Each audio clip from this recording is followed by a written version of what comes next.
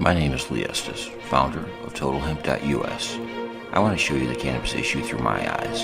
So these are the Cannabis Files.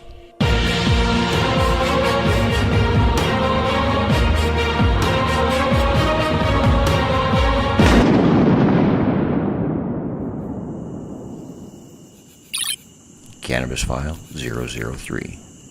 Subject, Lelehnia Du Bois. 45-year cannabis community insider, publisher for Sensi Magazine, consultant and founder of Humboldt Grace, and a member of the founding advisory board of Hey Mary, a cannabis-based artificial intelligence project.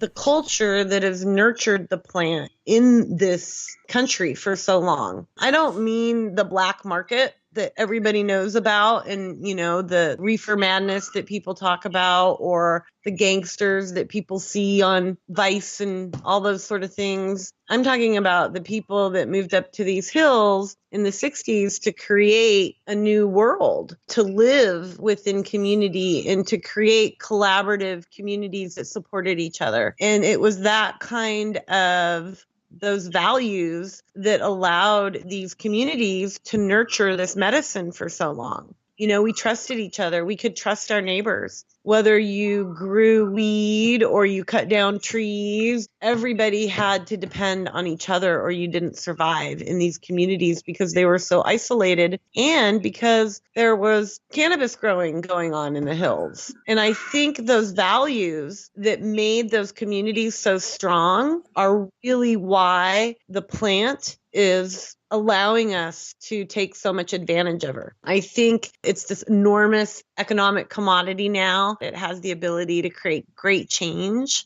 But I think in order for it to truly do that, we have to start educating those values that allowed us to grow this plant and use it as a medicine for so long and get away from the reefer madness and start really looking at the cultures and the kind of people that made the choices to use this medicine instead of what their doctors told them, and to use this medicine to live off the grid and build self-sustaining lifestyles, to use this medicine to homeschool their kids, to use this medicine to create innovative ideas. Those sort of values are what we need to share as we build an economy around this plant. I'm one of those people from this communities. I've been here for so long and embedded in this culture. And I did something that is really anti what I was taught, which is, you don't mix with big business. And I took this role on as Sensi publisher with Sensi Magazine, which is big business.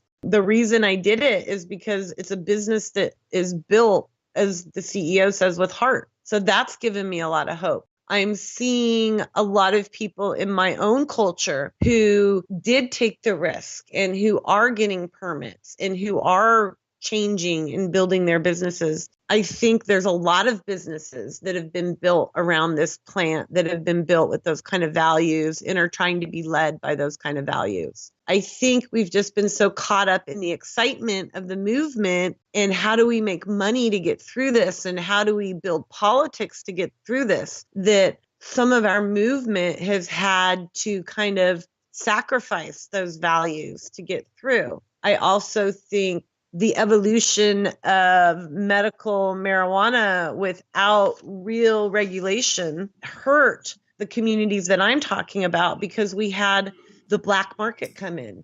It became about growing money on trees instead of building communities and healing in a lot of ways in California. And I think that made a divide in this industry. But in that divide, there's still those values. I mean, I can think of so many people right now that are, real influencers who have just as much heart, passion, as wisdom as I do, or anyone I know in my community does. So we can influence this world, positive impacts. I think the more we talk about it and the more we're given the space, I think the more people will change. To listen to the latest Cannabis Files entry, please visit www.thecannabisfiles.us.